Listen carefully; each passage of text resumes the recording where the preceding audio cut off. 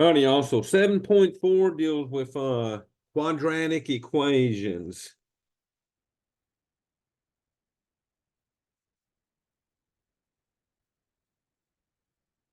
Um, and zeros.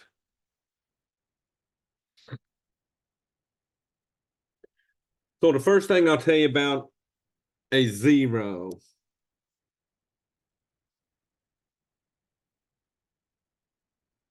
Well, let me let one in real quick.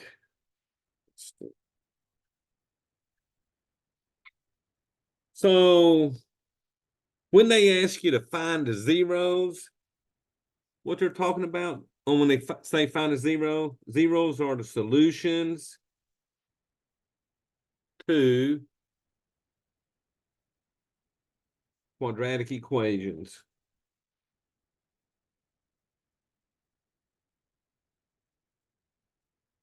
So they could say, hey, find the solution or find the zeros. They're talking about the same thing. The reason we call them a zero is because when we solve quadratic equations, we actually set them equal to zero. Okay.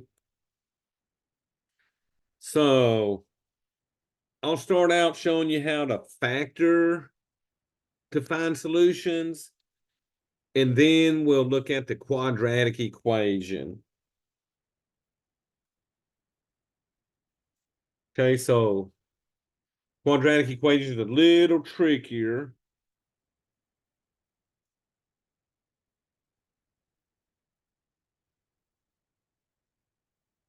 Alrighty, so this first one in 7.4 is you can factor it. So I'm going to solve this first one by factoring, and then I'll get into the quadratic formula. So this will say find the zeros of the following function.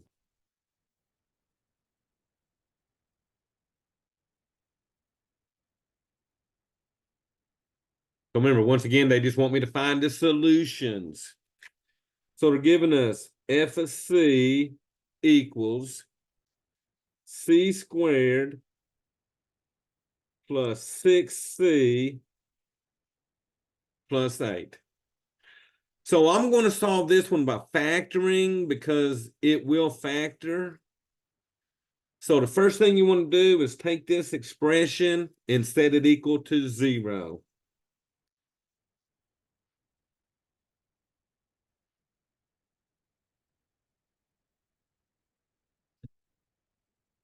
Now, y'all, to tell if this will factor or not, what I'm looking at are the signs and the numbers. So for this one, since this 8 is positive, I need to find factors of 8 that'll add to get 6. So we need to find factors of 8 that add to get 6. So you always find factors of the last number that'll equal that middle number, okay?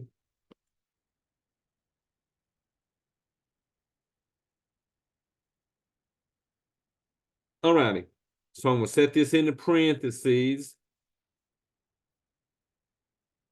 So the c squared, we'll put a c in the front of both parentheses.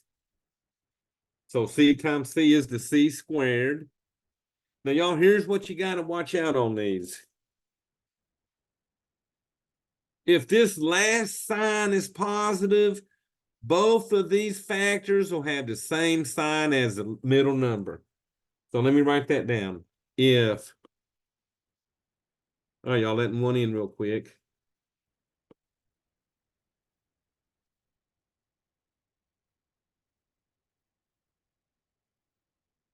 So I'm looking at this positive 8. So since the 8 is positive, if the last number is positive,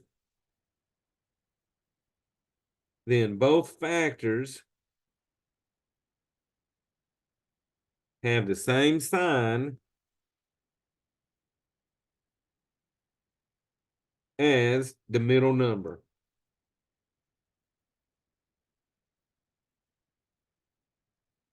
So this last number is positive.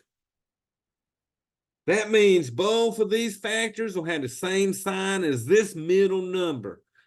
So since it's positive, both these factors will be positive. Okay.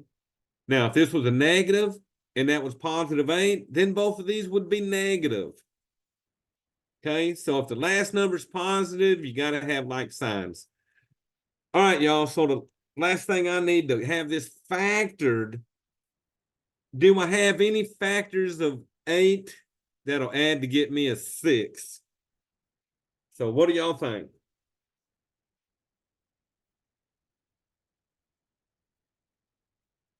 And y'all, I'm trying to think. There's only 2 ways to multiply to get an 8.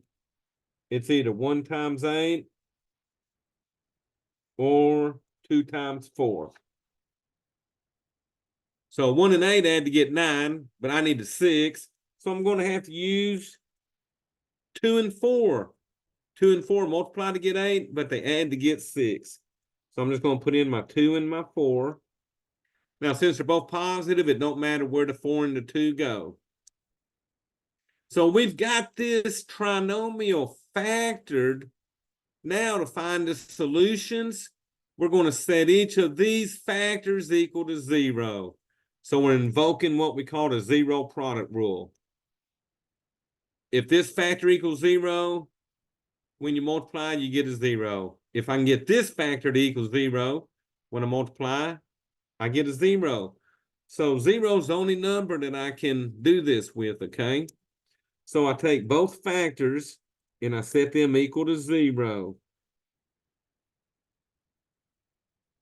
And then you solve each one of these little equations for the C.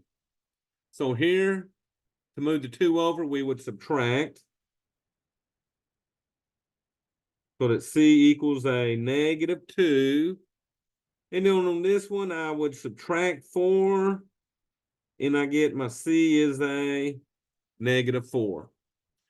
So y'all look at this. The solutions, or zeros they're calling them, will always have the opposite sign of the factor. If the factor is positive, the zero is negative, okay? And this first one is just bringing you back on your factoring skills, okay? All right, y'all, question on that one.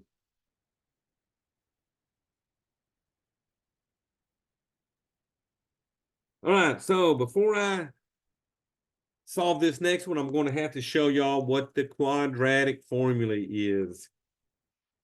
So sometimes what happens is when you get a quadratic equation like this, it don't factor. There's not factors on the last number that equal the middle. So we have to use a different method to find them zeros. So when a quadratic equation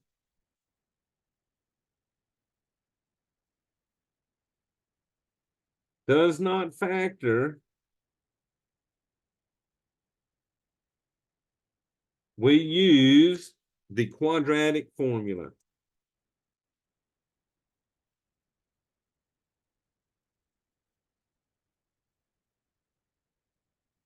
So if ax squared plus bx plus c equals 0, then the solutions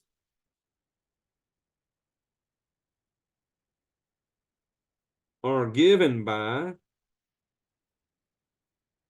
and y'all, here's our quadratic formula. So to get the 2 solutions, when you don't know how to factor, you got to use the quad.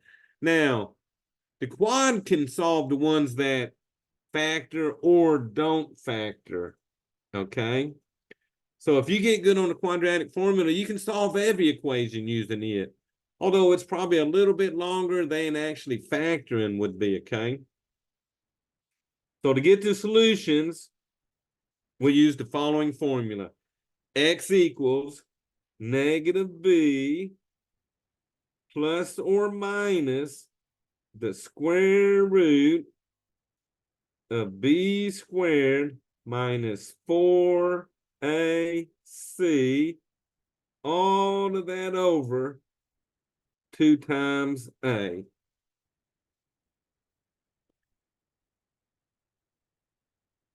And y'all, the b, a, and c are what's going to be in the equation. A is always in front of the x squared term. B is always in front of the x term. And c is always a number at the end. So you want to get them in descending order equal to 0, and then plug your numbers in for a, b, and c, okay? Now, the way I get to 2 answers is by the plus and minus. Once you solve it, the first time you use the plus to get the first answer, and then to get the second answer, you use the minus. So I will say this will give me real answers, and it can give me imaginary answers, depending on the radical. So we'll start out sort of mellow, and then we'll get into some of them imaginary answers, okay? So for number 2, they say, find the zeros of the function.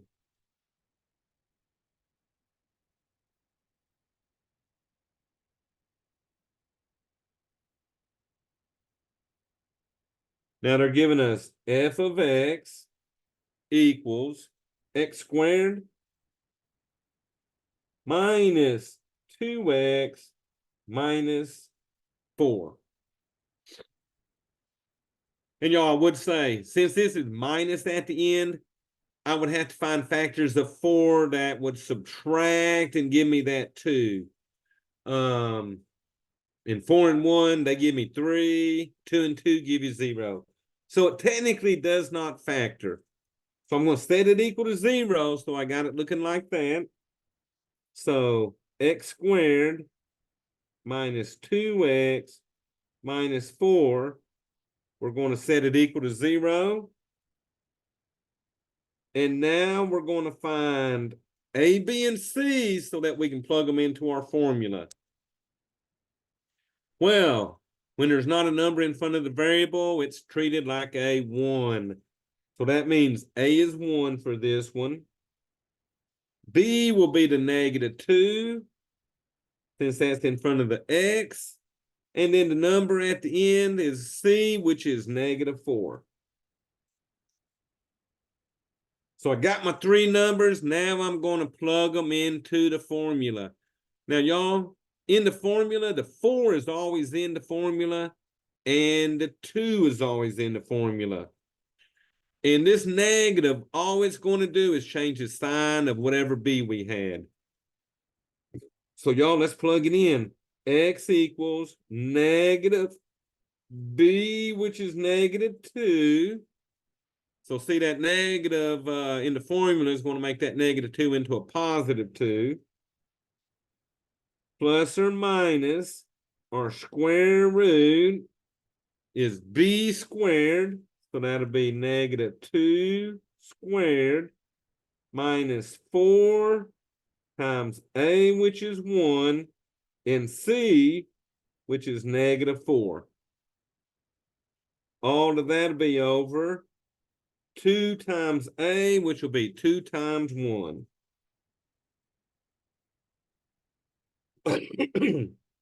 So look, I put a 1 in for both the a's in the formula. -4 went in for the c, and then -2 went in for the b in both places. Now, if your b is negative, I would definitely put it in parentheses when you're squaring it. So now we just work on simplifying this. A negative times a -2 is going to make that a +2. Plus or minus. Under my little radical, -2 squared. Well, y'all, -2 times -2 is a +4. Now, if you'll notice, everything at the right side is being multiplied. All this is being multiplied. -4 times a times c. So you got -4 times 1, which is -4. -4 times that other -4 makes that a positive 16. So two negatives made this end positive. And y'all, that's all over. 2 times 1, which is 2. So now we got to start working on the radical. I can't do nothing to these numbers on the outside. I've got to start getting this radical simplified. So I can add 4 plus 16 and make that a 20. So that's going to give me a square root of 20 all over 2. All right, y'all. So to go any further, we got to be able to simplify this radical. Now, on the side here, I'm going to simplify that radical. And it's that square root of 20. So I'm going to draw some numbers over here. So one's a perfect square, but that's not helping us. So perfect squares are numbers like 4, 9, 16, 25, 36, 49, 64, 81, and 100. I'll just go up to 100 for now. But these are perfect squares. 2 times 2, 3 times 3, 16 is 4 times 4, and so on. But these all have square roots. Square root of 4 is 2. Square root of 9 is 3. Square root of 16 would be 4, and so on. So to simplify this radical, you got to remove any of these factors from this number, because those are perfect squares. So y'all, I do know that one of these numbers is a factor of 20, and that would be 4. 4 is a factor of 20. So I'm going to break out the 4. Now, this one would be a 5. 4 times 5 still equals 20. But what we're doing is we're pulling out all those perfect squares, because a radical is not simplified if it has a perfect square factor under that radical, okay? Now, the reason I picked 4, square root of 4 is 2. So this will simplify to a 2 times the square root of 5. And you also keep up with these perfect squares right here when you're simplifying radicals. You always got to pull out the largest perfect square factor from under the radical. Now this 5. 5 does not have any of these numbers as a factor, so I know it's simplified far enough. So what we're going to do now, this will now be 2 plus or minus. We're going to replace the square root of 20 with 2 square root of 5. And y'all, that's all over 2 on the bottom. All right, so the last thing I got to do to simplify this, all three of these both these outside numbers will divide by that 2 on the bottom. So 2 divided by 2 will give me 1 plus or minus. And then this 2 divided by 2 gives me 1 square root of 5. Now remember, since I don't have a number in front, we treat it like a 1 in front of that radical. So y'all, there's my 2 answers. The first answer is 1 plus square root of 5. So the first time you use the plus. And the second answer will be 1 minus square root of 5. Now, I'll tell you the truth, when I do it in Math Lab, they'll give you that plus or minus button. I always use the plus or minus. Instead of writing it twice, you could write it twice and put a comma. But if you want to do it in shorthand, use the plus or minus, okay? So y'all, question on that. And I'm about to do about 3 or 4 more using the quadratic formula. And y'all ain't gonna lie, the trickiest part is simplifying that radical, okay? So let's try more of these.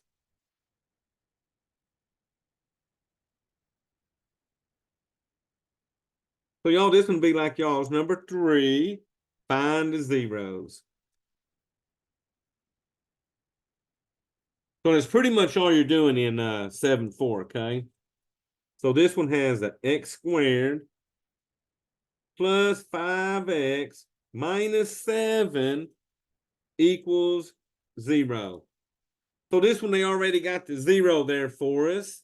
So we can come straight into finding A, B, and C.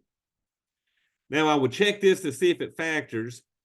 If it was going to factor, I would have to have factors of 7 that subtracted to get 5. Well, that ain't happening. So 1 in front of the x squared is my A. 5 is B. And C will be -7. And y'all, let's plug those into our formula. Negative B, which is 5, plus or minus square root B squared. So that would be 5 squared minus 4 times 1 times C, which is -7. All of that over 2 times A, which is 1. So any questions on setting that formula up?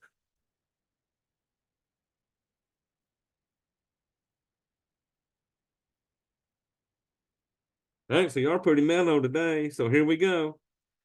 Negative times a positive 5 will make that a -5, plus or minus. All right, y'all. 5 squared, 5 times 5 is 25. Now remember, this whole right side is being multiplied together. So -4 times 1 is -4.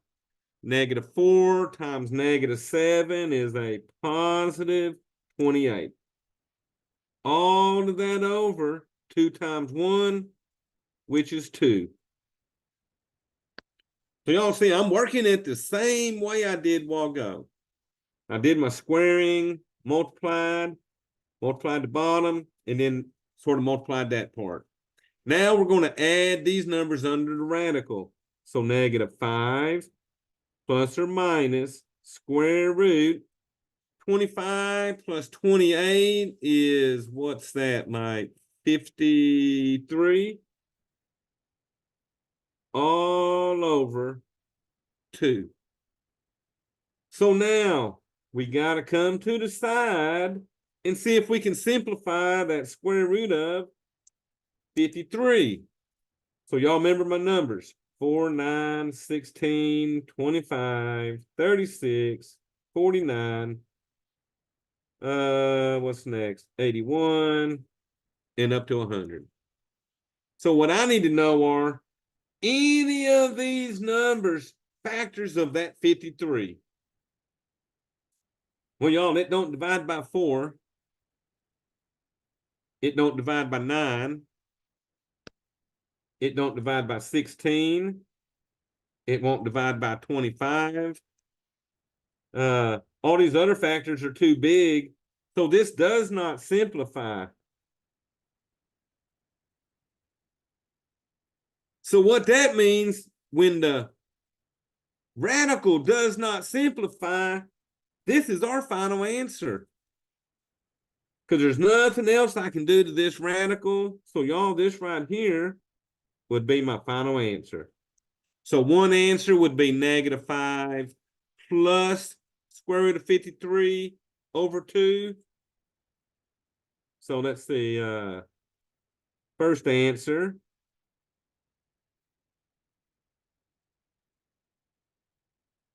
And then your second answer would be -5 minus square root of 53 over 2. Now, y'all, when you're putting these in MATLAB, the only thing under this radical is the 53. So what I do on this one, in MATLAB, I do the fraction thing first. And then when I got to fraction, I put my -5 plus or minus, and then I get the radical, put that number in, and then arrow to the bottom and put in my 2. Okay. All right, so look, the one I did while ago, it simplified, that 20 simplified down. So I had to go further and then do some simplifying. But if your radical does not simplify, you're done. Okay. All right, same thing. Find the zeros. And they're giving us f of x equals 3x squared minus the x plus 4.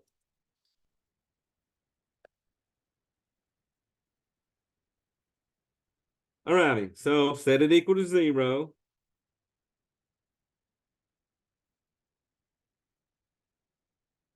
And then we find A, B, and C. So A is 3 this time. B is a -1. And then C is a +4. All right, so we got our numbers. We're going to plug them into our formula. And y'all, I'll write the formula here, so it's on this page with us.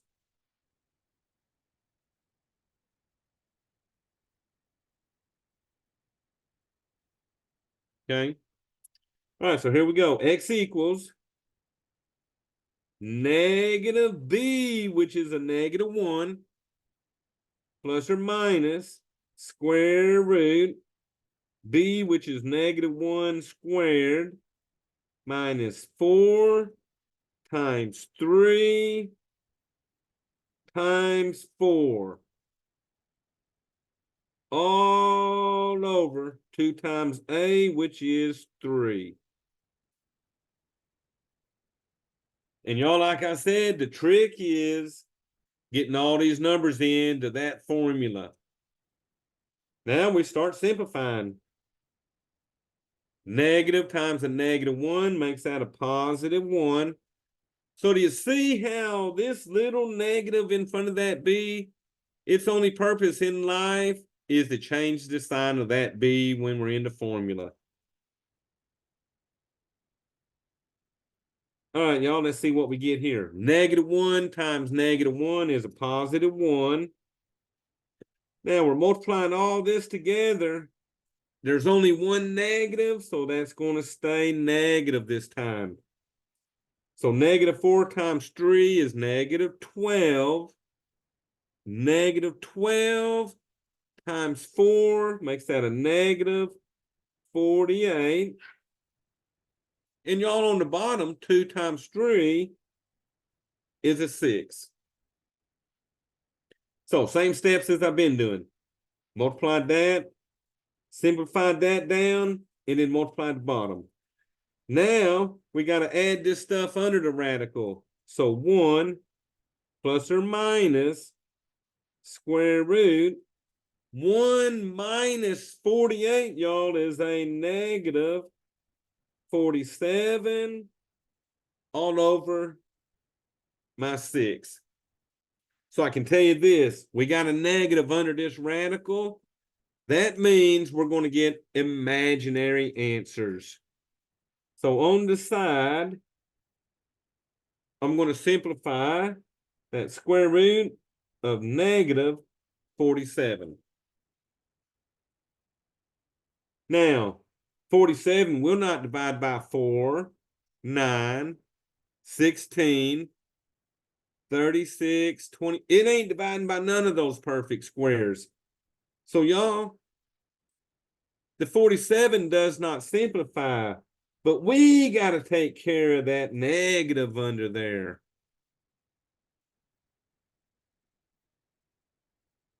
So we can't take square roots of negative numbers. So what we do to simplify this, we bring this out as a -1 times 47.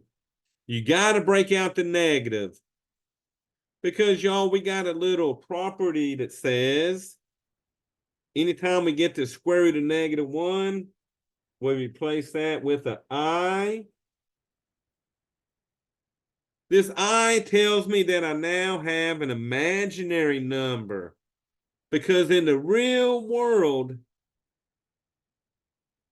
two numbers with the same sign can't make a negative, okay? And that's why we can't take square roots of negative numbers.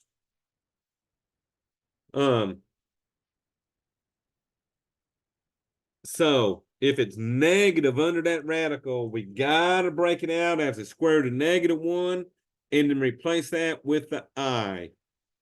So put that into our problem now. We're going to have 1 plus or minus I square root of 47 over 6. So y'all, on this kind of answer, since we got imaginary answers, Math Lab wants the answers in A plus BI form. What they want us to do is split it into two fractions, basically. A is what we call a real number, and the BI part is what we call the imaginary part. So to split this, you put the 1 over 6, and then use your plus or minus, and then you put the I square root of 47 over 6. Now, you can put it in this way, or you could do 1 over 6 plus or minus square root of 47 over 6 and put the I at the end. Either way, it'll take that, okay? The trick is you have to have it in two fractions to be in this A plus BI form. So I'm not doing nothing to it except splitting it apart, okay? So, like the 20 while ago, if it simplifies, simplify. The 53, we didn't do nothing to it, didn't simplify.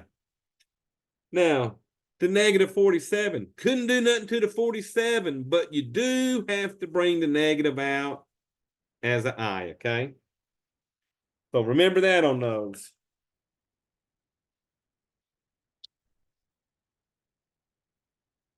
All right, y'all, let me turn this paper over.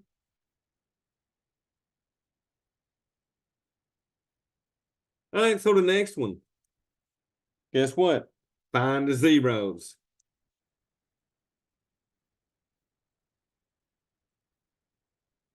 They're giving us 5x squared minus 7x minus 3 equals 0. So this one's already set to 0 for me. So I can find my three numbers. A will be 5. B will be that -7. C will be the -3.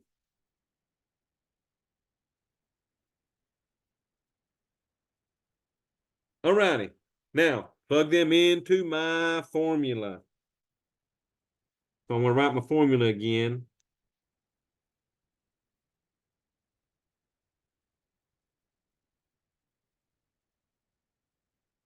Now, y'all, I know this formula can be tiresome at times, but guess what?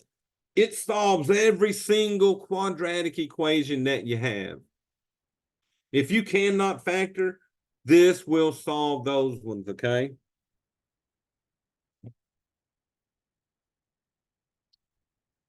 Oh, now on this one, we're going to write the exact solutions and the decimal approximations.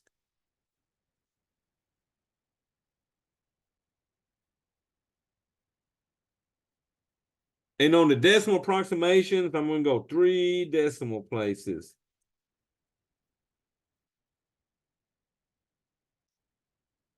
Okay, so when I do my approximations, I'm going to be plugging all this stuff on my calculator. Whatever answers I get, I'll plug in the calculator. First time I'll do the plus to get that one, and then I'll use the negative to get the second one. So they're going to have us doing it all on this one, okay? But remember, when you got radicals left in your answers, radicals give you never-ending decimals if they're not perfect squares. And that's why they're wanting us to round these off, okay? All right, so here we go. Negative b, which is -7, plus or minus square root -7 squared minus 4 times 5 times -3. All over 2 times 5. So plugging all your numbers in first. Now let's start simplifying. Negative times negative makes that a +7, plus or minus square root -7 squared is a +49. And I'll tell y'all the truth. No matter what number you're squaring, it's got to come out positive because the like signs are always positive. Now let's look over here. -4 times 5 is -20. -20 times -3 is a +60. All that over 2 times 5, which is 10. All righty, so remember, we now got to add. So bring down to 7 plus or minus. 49 plus 60 gives us 109 all over 10. So if we're going to go further, we got to be able to simplify that radical. So on the side, I'm going to try to see what I can do to that 109. Does not divide by 4. Does not divide by 9. 16 is not a factor. 25 is not a factor. 36, not a factor. What's next? 49, not a factor. 64, not a factor. And y'all, the bigger I go, I'm not seeing any factors that'll go into 109. So this does not simplify.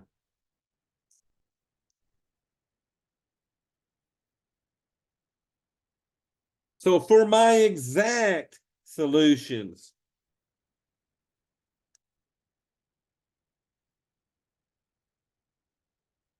well, the exact solutions are what we got right here.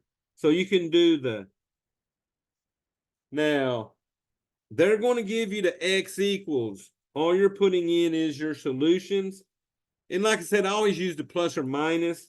So I would do 7 plus or minus square root of 109 over 10.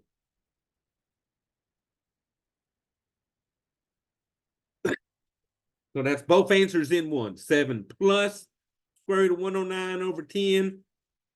7 minus square root of 109 over 10.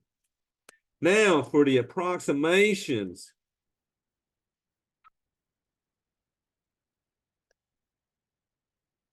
And that's why they give you, when you see little squiggly equals, that means you're doing approximations.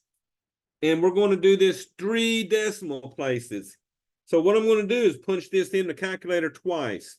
I'll do 7 plus square root of 109 over 10 and then minus. So y'all, let's go to the calculator. Now I'll tell you what, on these, I always hit second y equals and enter so that I got the fraction. And then I'm going to do 7 plus square root, which is second x squared over here, put in my 109. Then I'm going to arrow to the bottom and put in my 10. So this will give me the first approximation when it's being added. So y'all, I'm going to hit enter, and we're going 3 decimal places. So that'll be 1 point, what's that, 7, 4. So the last 4 will stay a 4 because there's a 0 behind it. So 1.744. That's the first one. Now let's get the one where we're subtracting. So I'm going to hit green alpha, y equals, enter to get my fraction. And I'm going to do 7 minus second x squared to get the radical. I got a 109. And then on bottom is my 10. So notice they look the same. One was being added, one's being subtracted. So y'all, let's hit enter and see what we round this one off to. And this one's going to be a negative point, what's that, 344. So 3 decimal places is 3 numbers after the decimal, okay? All right, y'all, so that would be my 2 approximations going 3 decimal places, okay? So I think there's 1 or 2 where you actually gotta figure out what the decimals equal on them, okay? But just punch it in just like I did using the radical stuff. All right, y'all, so one more on this section 7.4. So find the zeros. Y'all doing all right so far? Yes, sir. All righty. All right, so this one is a 3x squared minus 7x minus 5. So I'm going to set that equal to 0.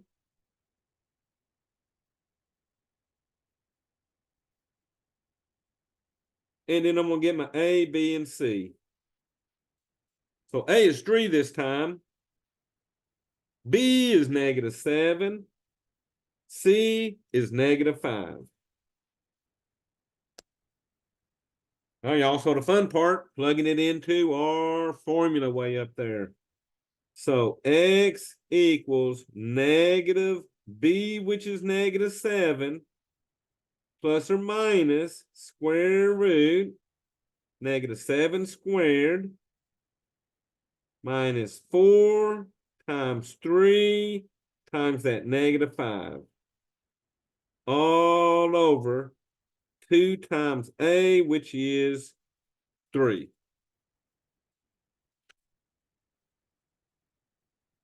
All right, so once you got all that plugged in, now we're just starting to simplify everything. So negative times negative makes that a positive 7, plus or minus negative 7 squared would be 49.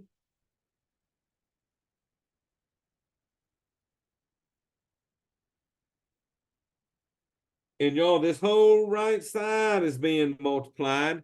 2 negatives are going to make that a positive. And y'all, let's see what I get. 4 times 3 is 12. Times 5 is 60.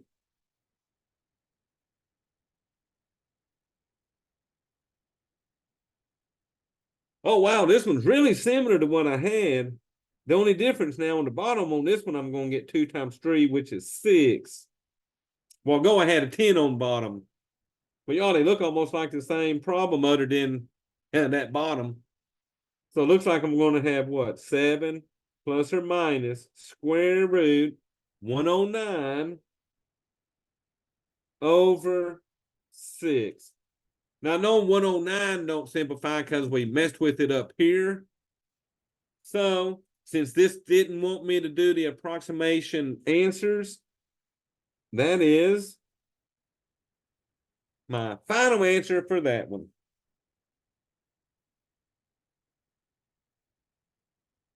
All righty, so questions on 7.4.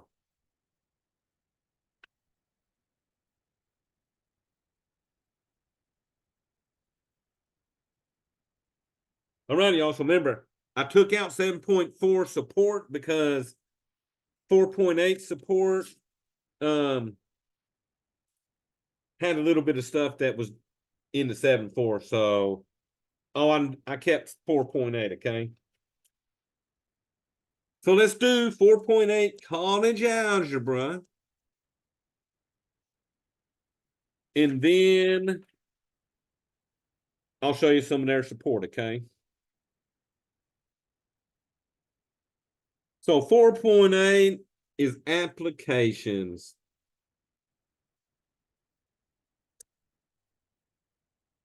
Which means fancy name for word problems, basically, okay? Now, the first problem ain't a word problem. So the first one here, I'm going to draw a graph here.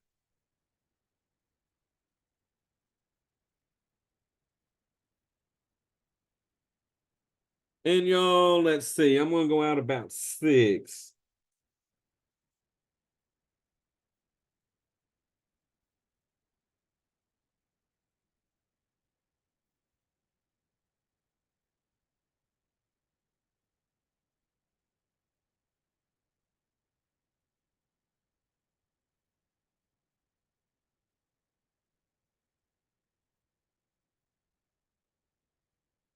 All right, y'all. So this is a parabola over here at -3 on the x-axis and over here at 5 on the x-axis.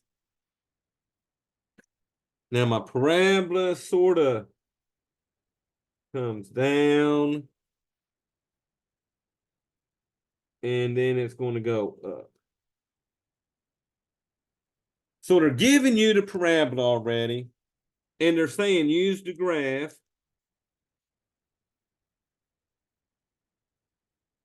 to find the x-intercepts of the graph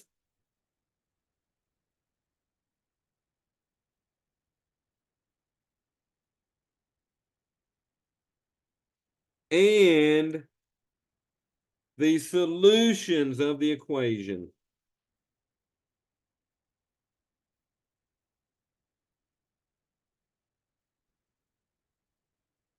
So y'all let me, if I was to give you a star on this one, it would be that the x value of the x-intercept is equal to the solutions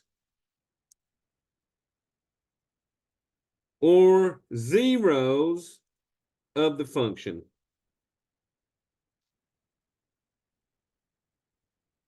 Okay, so I know that the x value here and the x value here are actually solutions to this function. Okay, now they give you the function x squared minus 2x minus 15 equals 0. But y'all, they don't want us to solve it by hand. They want us to use this graph. So the first thing we're going to find out are the x-intercepts. The x-intercepts have to be in parentheses because the x-intercept is the ordered pair. So this first point, -1, -2, it's sitting at -3 here. So that means the first x-intercept will be -3, 0. So remember, x-intercepts always have a y value of 0 because they're on the x-axis. So put that in parentheses, comma, then the next x-intercept. Well, this one's over here at 5. So that x-intercept will be 5,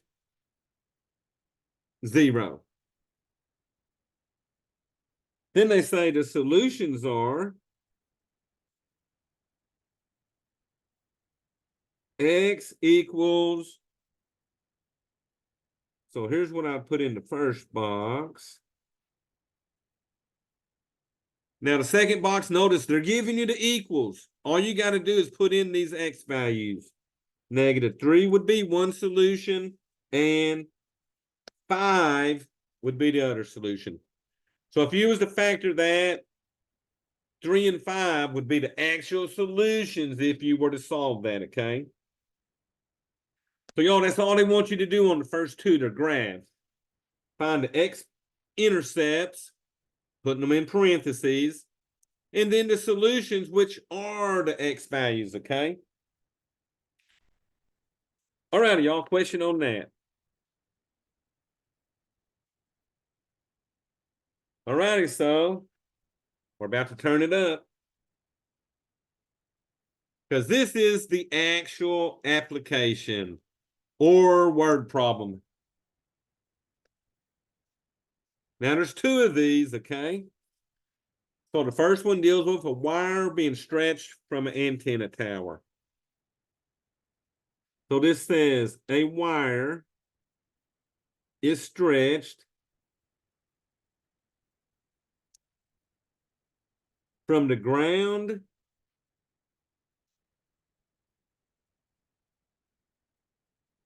to the top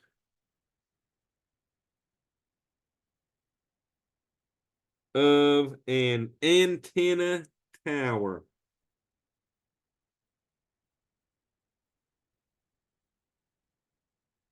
All right, then they say the wire is 10 feet long.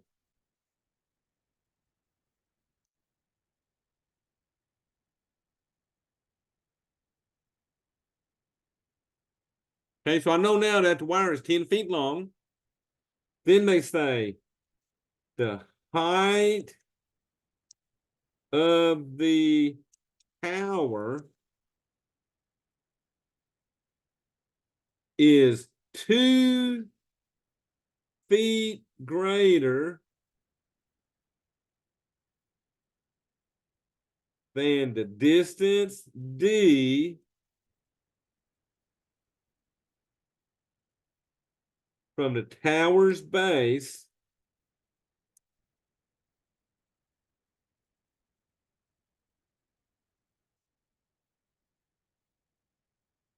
to the end of the wire.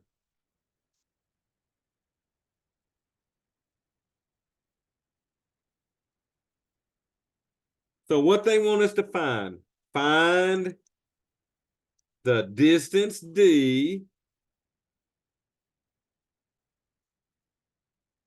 and the height of the tower.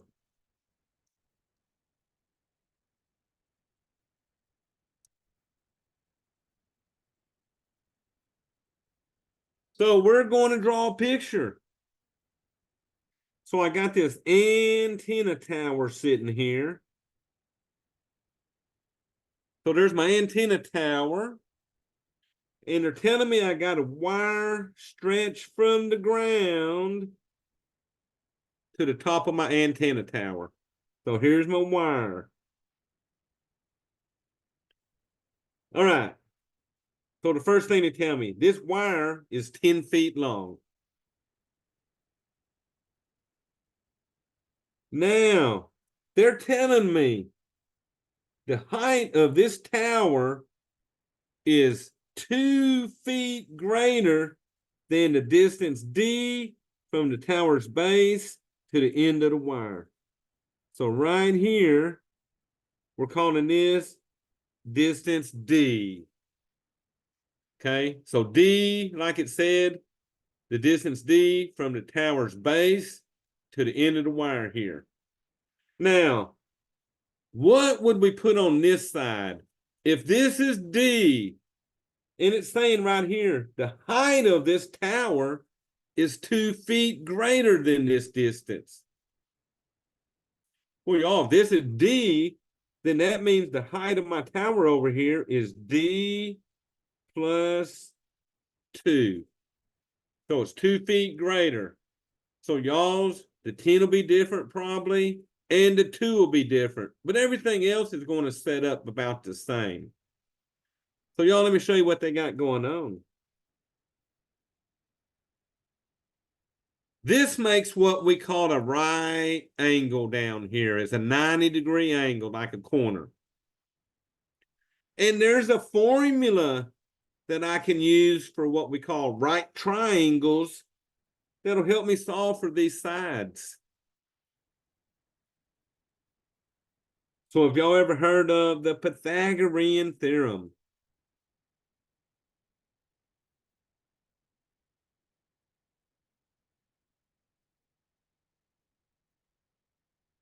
We're going to use the Pythagorean theorem to solve this.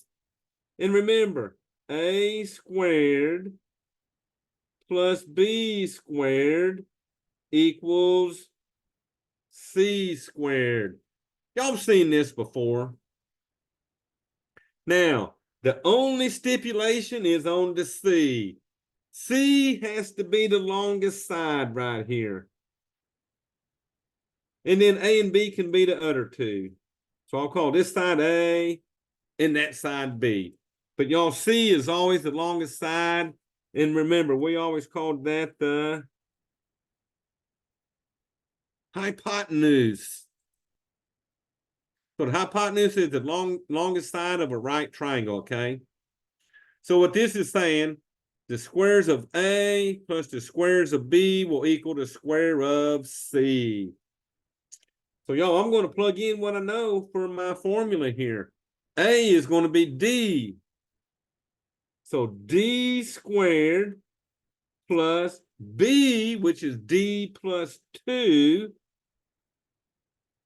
squared, is going to equal my C squared, which is 10 squared. All right, can't do nothing with the D squared yet, so bring that down. But y'all look here, you got a D plus 2 squared. Well, we're going to have to work that out on the side here. Because a D plus 2 squared is not D squared plus 4. Remember, when you got stuff being added, you got to FOIL it out. So you're going to have to FOIL whatever you get here and square it over here, okay? So here we go. D times D is a D squared. D times 2 is 2D. Then the inside, 2 times D is 2D plus 2 times 2, which is 4. So adding your like terms, you get D squared plus 4D plus 4. Y'all, no matter what you have, you got to FOIL it out, okay? So replace the D plus 2 squared with this.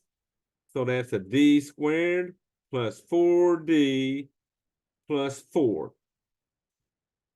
Well, over here, 10 squared, 10 times 10 is 100. All righty, y'all. So my first step, I would add like terms on the left side. 1D squared plus 1D squared is 2D squared plus 4D plus 4 equals 100. So guess what? They're making this into one of them quadratic equations.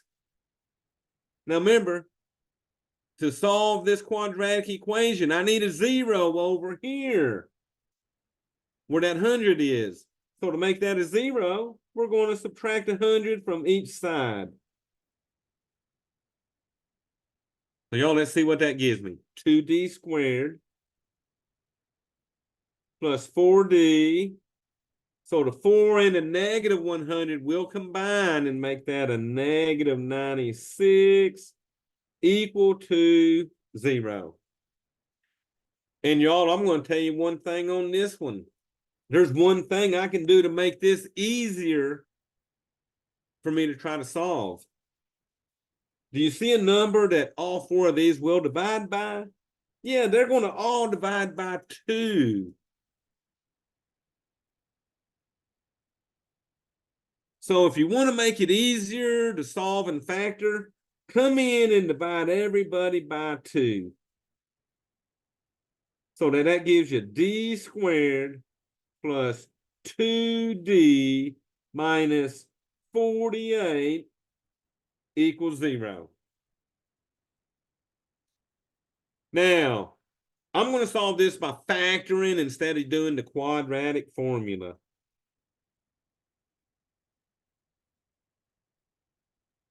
Now, these two word problems will factor because they got solutions that are real, okay? So d squared will be a d and a d. Now, y'all watch this. A while ago, when this was positive at the end, I made both signs the same as the middle. Well, guess what? If the last number is negative, you're going to have one positive and one negative no matter what. So if last number is negative,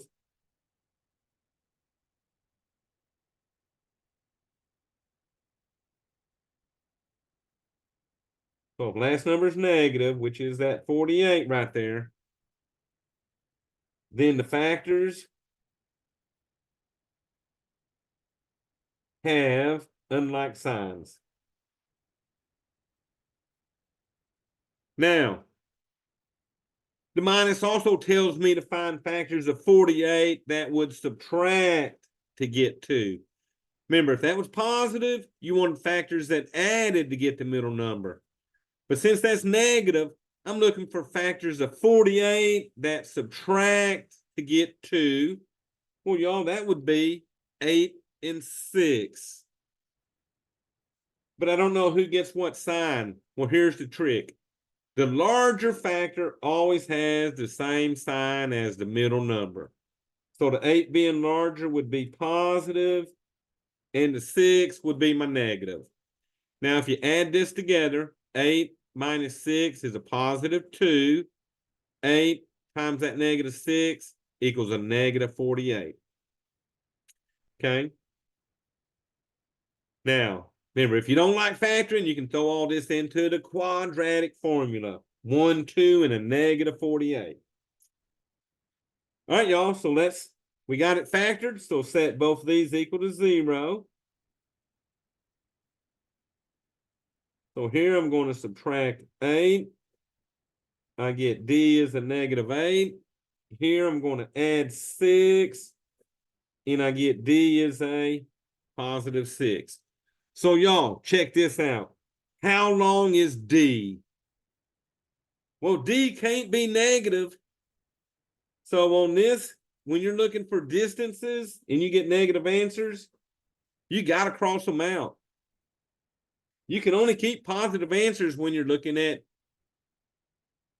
distances, okay? So that means the distance d is blank, and the height of the tower is blank. Well, we solved it for d right here. We know d is 6. Well, if d is 6, I got to add 2 to that, and that'll give me the height. Well, 6 plus 2 gives me 8. Now, if you want to check this, you can plug these back into Pythagorean theorem, and they'll be true. 6 squared is 36. 8 squared is 64. 36 and 64 equal 100, which is what c squared equals. So you can always sort of plug them back in and sort of check if you need. All right, on this problem, big thing. Cannot keep negative answers, okay? All right, y'all, I got one similar to that coming up. And we're still going to use the Pythagorean theorem, okay?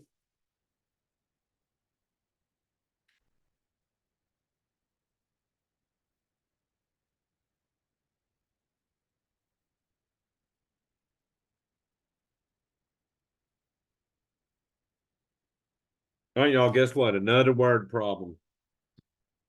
So this one says the foot of an extension ladder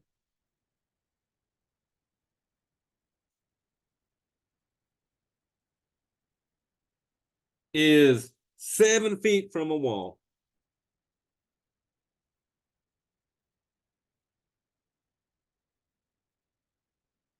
So the bottom of my ladder, 7 feet from a wall. Then it says the height that the ladder reaches on the wall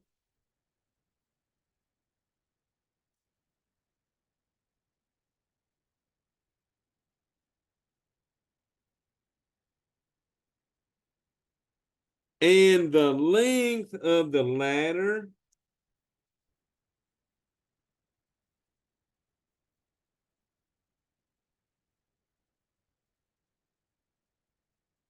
are consecutive integers.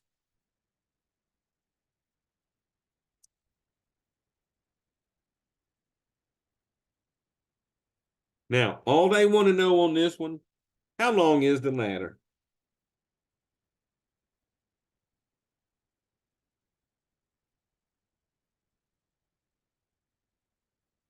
So y'all, looks like we got another picture to draw. So here's me a wall over here. And they're telling me I got a ladder leaning up on this wall.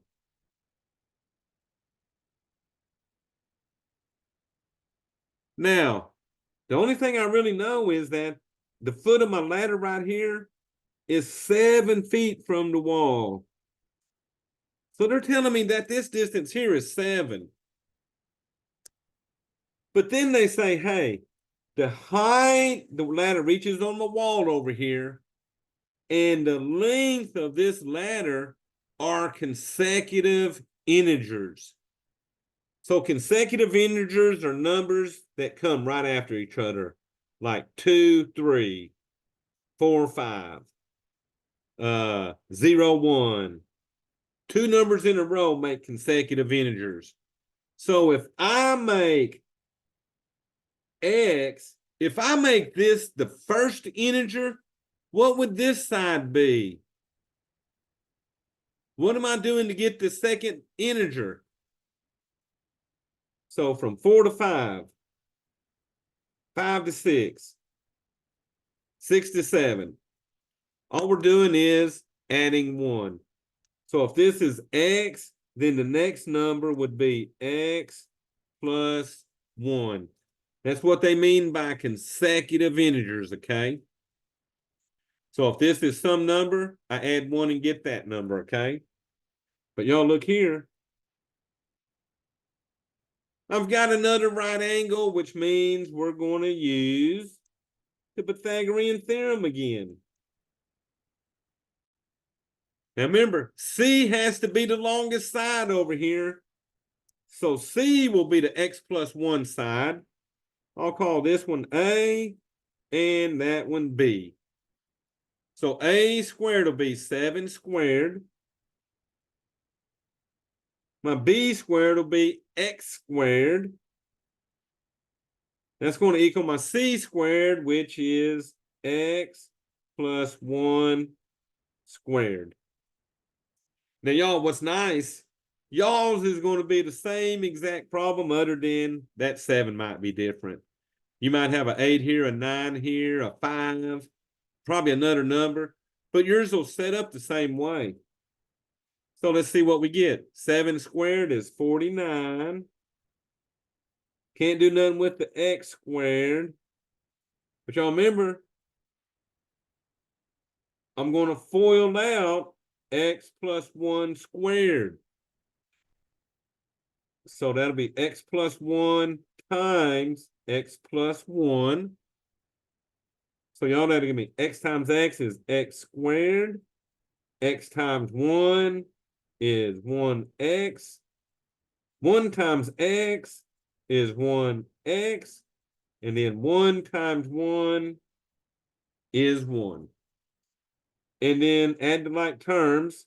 So x squared, 1x plus 1x is 2x plus 1. I'm going to replace that with this now. X squared plus 2x plus 1. So the thing about this, it starts out looking quadratic.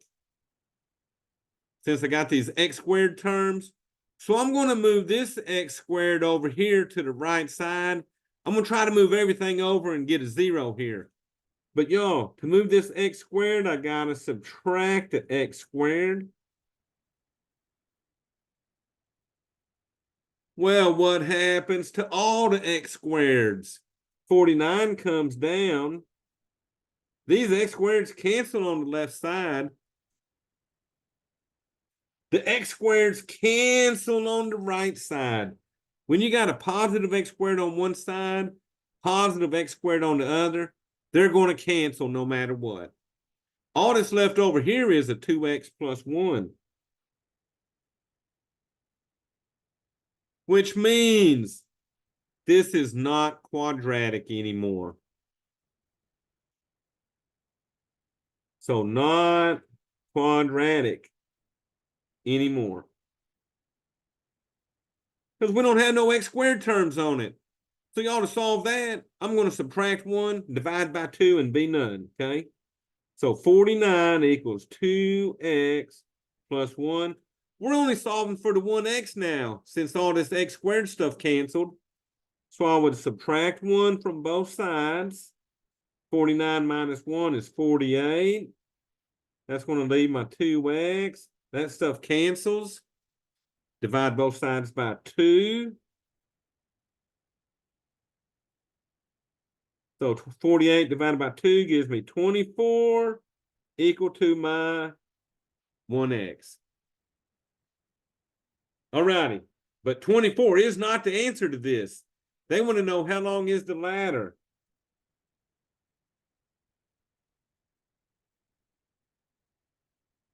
We got a ladder sitting right here. And it is x plus 1. So since x is 24, the ladder will equal 24 plus 1, which gives us 25. Okay, so be careful on that. If you accidentally put in 24, just remember to go back if it marks it wrong and add 1 and get that 25 on that, okay? So y'all, that's 4.8. So all I'm going to do now is 4.8 support. And it has a little foiling practice and then a little equation solving, okay? All right, questions on this one?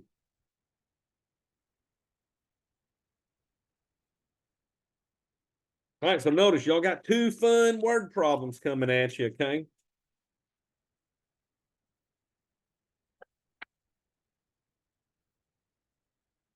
All right, y'all, so let's knock out this 4.8 support.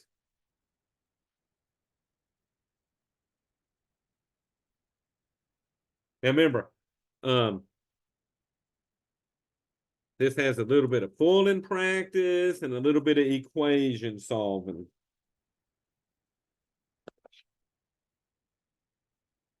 So the first one says, they say multiply, but they're giving me a minus 3t squared. And I think this is just so you can get used to foiling with stuff being added or subtracted raised to an exponent. So we know by now we got to write this twice, right?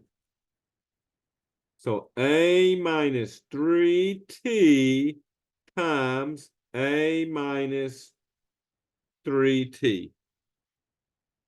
And then we're just going to FOIL this. Now we're not solving it because I don't got no equals on this one. So we just got to FOIL this and be done. So a times a is a squared.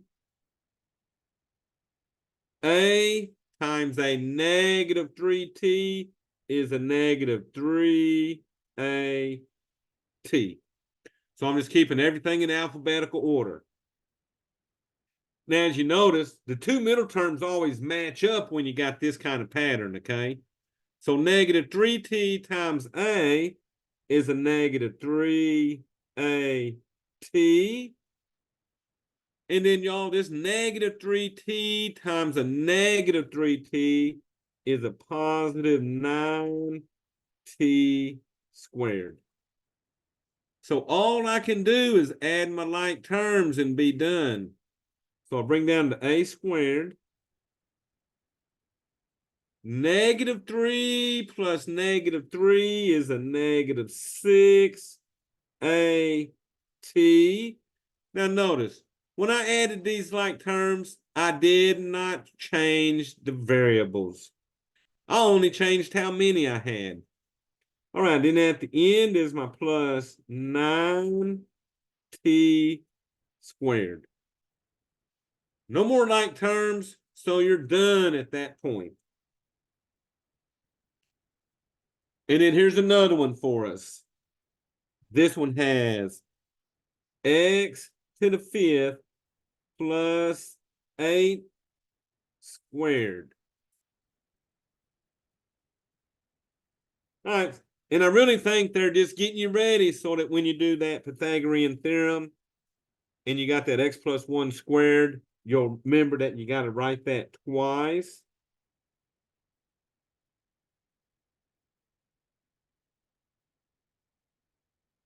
Oh, y'all, look here. What is the x to the 5th times the x to the 5th give me? What y'all think? So remember, variable times variables, I'm going to add those exponents. So that's going to give you an x to the 10th. And then x to the 5th times 8 is a 8x to the 5th. Remember, same thing in the middle. 8 times x to the 5th is 8x to the 5th. And then 8 times 8 is 64. Notice, y'all, once again, I got like terms in the middle. So bring down that x to the 10. 8 plus 8 give us 16x to the 5th plus 64. So they want you to realize when you got a binomial squared, write it twice. And then they're playing with you on these exponents. Variables times themselves, add the exponents. And then they want you to realize right here, when you're adding like terms, do not change the variable when adding, okay?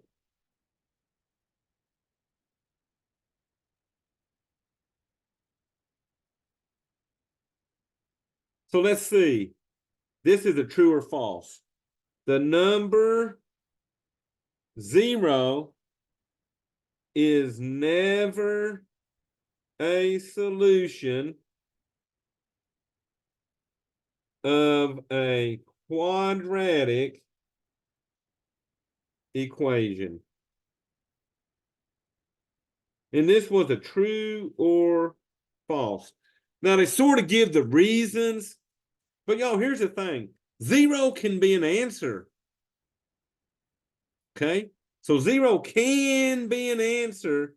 So they're saying 0 is never a solution. That's false. Because if 0 is plugged into the formula, or how about if 0 is plugged into the equation and a true statement results?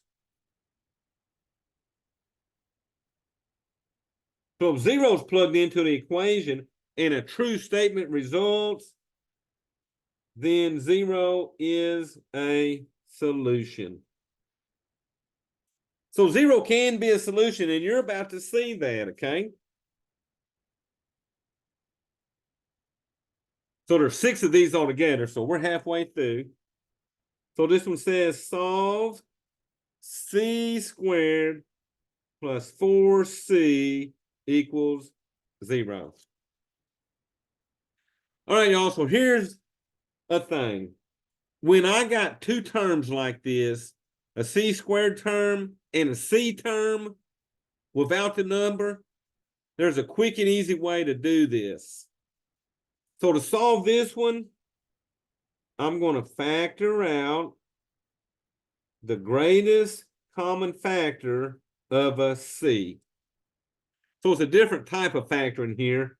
But since I got a C here and a C here, I'm going to factor out a C on the left side. Well, within parentheses, if you had a C squared and factor out a C, that's going to leave you a C plus. Here you had a 4C. If you factor out the C, all that's left is the 4.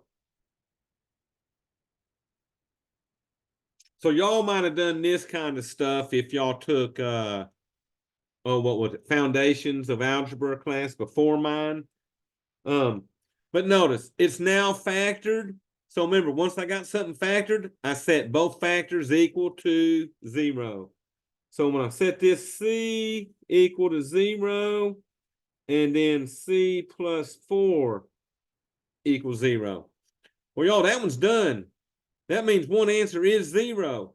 So if you put a 0 here, 0 squared is 0. 4 times 0 is 0. 0 plus 0 equals 0. So that's how you know 0 can be an answer, because when I plugged it in, it was a true statement. Now, to get the second answer, we got to solve this for the C. So here we're going to subtract 4. And I get C is a -4. So MathLab will have C equals, and then we would put in what? 0, comma, -4. And I'll tell y'all a little trick. Exponents, the exponent will tell you how many answers you got to get. So that exponent 2, I got 2 answers, okay? All righty, y'all. Number 5 was a solve. And they're really just hitting us with different things to solve. Like this one, I factored it out. Watch this one. I got a squared equals 1. So I solved this one a little different. Since this a squared's over here by itself equal to a number, and it does not have another a term in it like this one did. See, this one had a c squared and a 4c.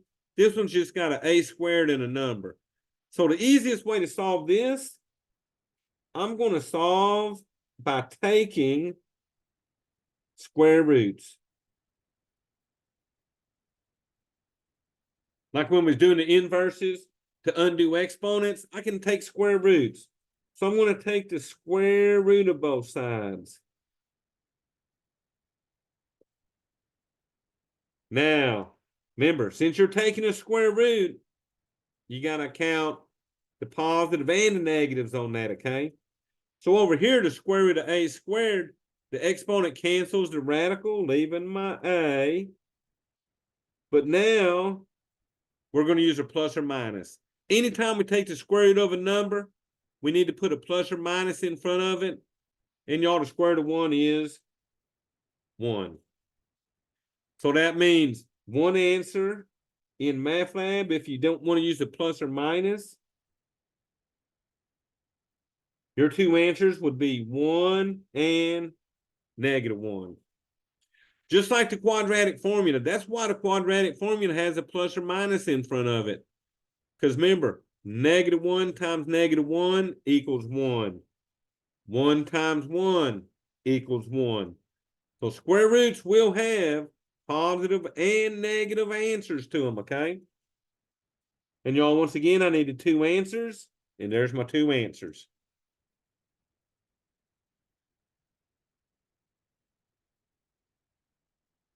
All right, question on that support yet?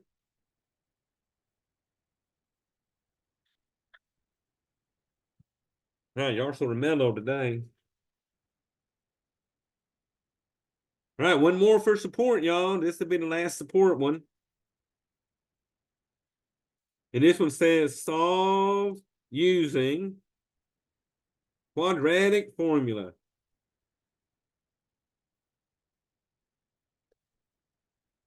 And this has 32 plus 4b minus b squared equals 0. So I got a 0 here like I want, but y'all, this ain't even in the right order. Remember, to use the quadratic formula, I need it in x squared term first. So I need to move that negative b squared to the front. Then my x term, which will be the 4b. Then the number, and that's going to equal 0. Now, another thing we need to do. We need this b squared to be positive. So we need b squared to be positive. So since it's negative, we're going to divide everybody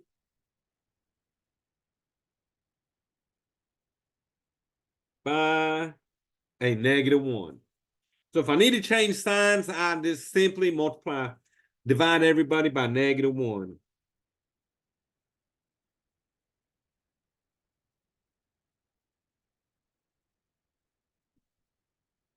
And I can do that because I'm dividing 0 by -1. What I'm doing to this side, I'm doing to that side.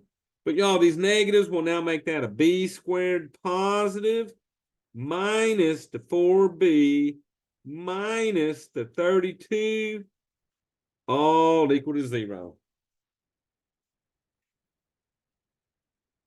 Okay. Now, this one could factor, but they want us to use the quadratic formula, so here we go. So A will be 1, B will be -4, and C will be -32. All right, y'all, here's my quadratic formula again for you. Negative B plus or minus square root b squared minus 4ac all over 2a. So the big formula from 7-4. So here we go. We're going to plug our numbers into that. So I'm going to have x equals negative b, which is a -4, plus or minus. Then I got my radical. B squared will be -4 squared minus 4. A is 1. C is a -32 all over 2 times A, which is 1. Okay, so I plug in for the A, C, and the B. Now we just start simplifying. Negative times negative makes that a +4. All right, y'all, let's see what we get. -4 times -4 is 16. All this is being multiplied, and there's 2 negatives. So that'll make that positive. Oh, and let's see what we got.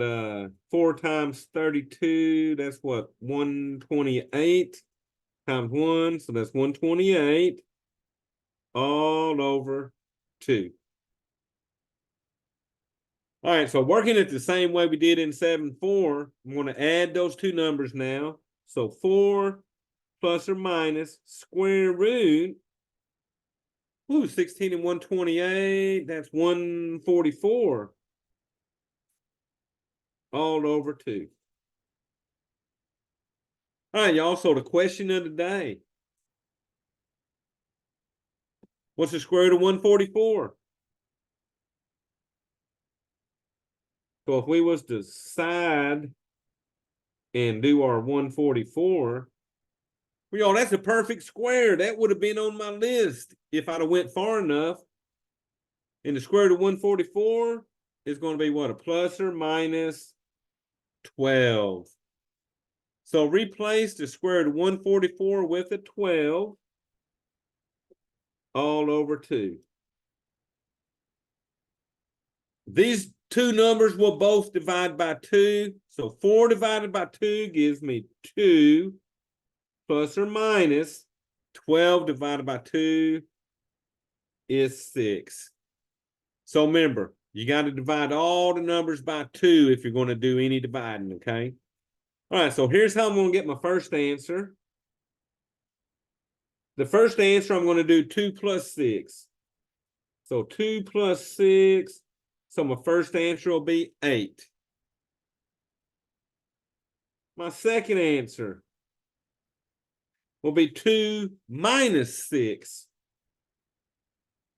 Well, y'all, 2 minus 6 is a -4. Now remember, in Math Lab, they'll have you do solutions,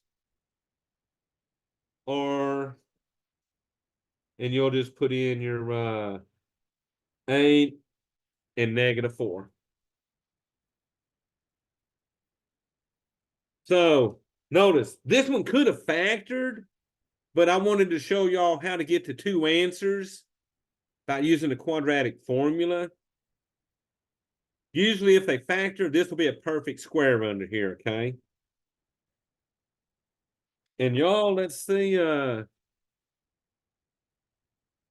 we did 7, 4, 4, 8, and 4, 8 support.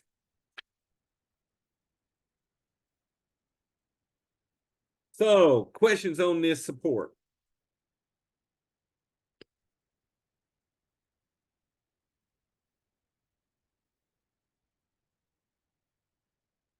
Alrighty, y'all, so I'm gonna stop my recording. That way I can get that sent out later.